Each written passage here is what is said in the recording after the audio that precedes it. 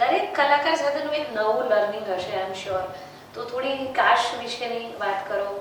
Mahesh Bhatt the great, is also one of the great directors of Bollywood cinema we have. તો એ અનુભવો કેવા રહ્યા? કાશ ઘર જેવું હતું, કારણ કે મહેશ ભટ્ટ સાહેબથી શરૂ કરી પ્રોડ્યુસર ફારૂક રતનસિંહ પણ અડધા Gujarati, Mahmood the legendary comedian આપણા ડિરેક્ટર પ્રોડ્યુસર મહેમૂદ સાહેબના નાના ભાઈ અનવર અલી અને ફારૂક રતનસિંહે ભેગા મળીને આ ફિલ્મ પ્રોડ્યુસ કરી હતી. એના જે ડીઓપી એટલે કે સિનેમેટોગ્રાફર હતા એ પણ ગુજરાતી, પ્રવીણ ભટ્ટ એટલે કે જાણીતા ડિરેક્ટર વિક્રમ ભટ્ટના પિતા, મહેશ ભટ્ટના અંગત મિત્ર. હવે મહેશ ભટ્ટ સાહેબ ફિલ્મની પટકથા લખનાર એમના જ નાના ભાઈ રોબિન ભટ્ટ, જગ્ગુ દાદા, જેકી, જય કિશનભાઈ કાકુભાઈ શ્રોફ આપણા ગુજરાતી, ડિમ્પલ કાપડિયા આપણા ગુજરાતી, હું ગુજરાતી, અને અમારા બધા ગુજરાતીઓ વચ્ચે એક બિચારા કાશ્મીરી પંડિત ભોળા અનુપમ ખેર. એટલે એમની હાલત ખરાબ થતી, કારણ કે અમે સેટ ઉપર સતત ગુજરાતીમાં જ વાત કરતા. ઇવન ભટ્ટ સાહેબ મને જ્યારે સીન સમજાવે ત્યારે પણ ગુજરાતીમાં. એ ફિલ્મ મને મળી કાશ પ્રવીણ ભટ્ટ સાહેબના કારણે, કારણ કે પ્રવીણ ભટ્ટ સાહેબની નિર્દેશનમાં મેં ભાવના અને હમ ફરિશ્તે નહીં નામની 2 ફિલ્મો ઓલરેડી કરી છે. Again Shabana legendary actress of the Indian cinema.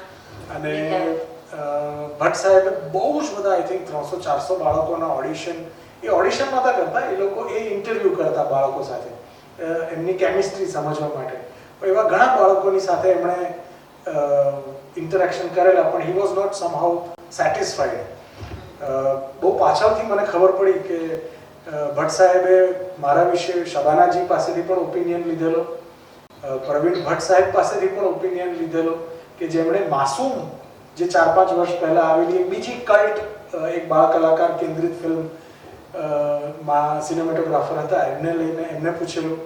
અને મેં ભાવના અને કરેલું. આપણે તો ગુજરાતમાં રહેતા હતા, ગુજરાતથી મુંબઈ શૂટિંગ કરવા જઈએ અને શૂટિંગ પતે એટલે ફ્લાય કરીને પાછા આવવાનું. એટલે મારી લગભગ દરેક હિન્દી ફિલ્મનો એવો ઇતિહાસ રહ્યો છે કે મારા કોન્ટ્રાક્ટ કરતા મારું કન્વીનન્સ વધારે મોંઘું પડ્યું છે પ્રોડ્યુસરને. પણ યસ, એ સેલિબ્રિટી સ્ટેટસ બાળ કલાકાર તરીકેનો ઈશ્વર દત્ત આશીર્વાદ હોય, હનુમાન દાદાની કૃપા હોય તો શક્ય બને. સો કાશનો એક ડેથ સીન વિશે ખાલી તમારી સાથે વાત કરવી છે. કાશના અંતમાં એવું છે કે એ જે બાળક છે રોમી, એ મૃત્યુ પામે છે અને મરી જવાનો સીન કેવી રીતે કરવો એક 14 વર્ષના 13 વર્ષના બાળક માટે. એટલે ઇટ વોઝ આખી ઉપજ જે છે ને એ મહેશ ભટ્ટની કમાલ છે. એ એક ડિરેક્ટર તરીકેનું જે વિઝન જોઈએ ને એની મજા છે. તો એમણે એ સીન સવારે 4 વાગ્યાનો ગોઠવ્યો.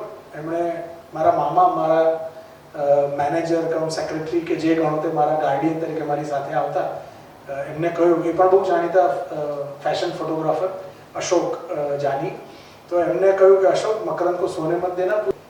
એમણે એ મારી સોલીલોકી જેમ પતવા આવીને એટલે સીધું આકાશ ઉપર ટિલ્ટ અપ કરી અને વાઇડ એંગલમાં ઝૂમ આઉટ કરી નાખ્યું કે આ એનો સો વિઝ્યુઅલી સિમ્બોલિકલી, કારણ તમારી પાસે આ વિજ્ઞાનની તાકાત છે, આ નાટકમાં તમે ન કરી શકો, પણ આ કેમેરા હોવાના કારણે એક વિજ્ઞાનની કસબની જે તમારી પાસે ટ્રેનિંગ છે અને એનો જે ઇમ્પેક્ટ ઓડિયન્સમાં આવે કે એક બાળક, એકનું એક બાળક એના મા બાપનું 10-12 વર્ષનું કેન્સરમાં મૃત્યુ પામે છે અને પછી કોઈ રડારોડ નહીં, કશું જ નહીં.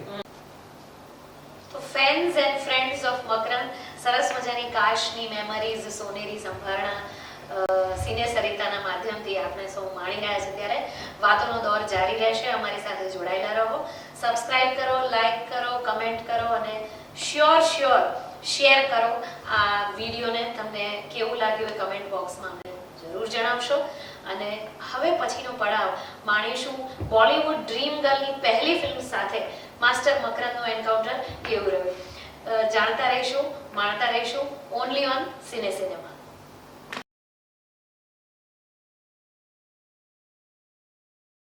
સિને સરિતાના પ્રાયોજક છે Ruku herbal products, gold hair oil અને ડાયમંડ મસાજ ઓઇલ. સવારની લહેજત, ગરમાગરમ ચા અને વ્રજકિશન ભૂમિ અખબાર. વ્રજકિશન ભૂમિ સિને સરિતાના મીડિયા પાર્ટનર.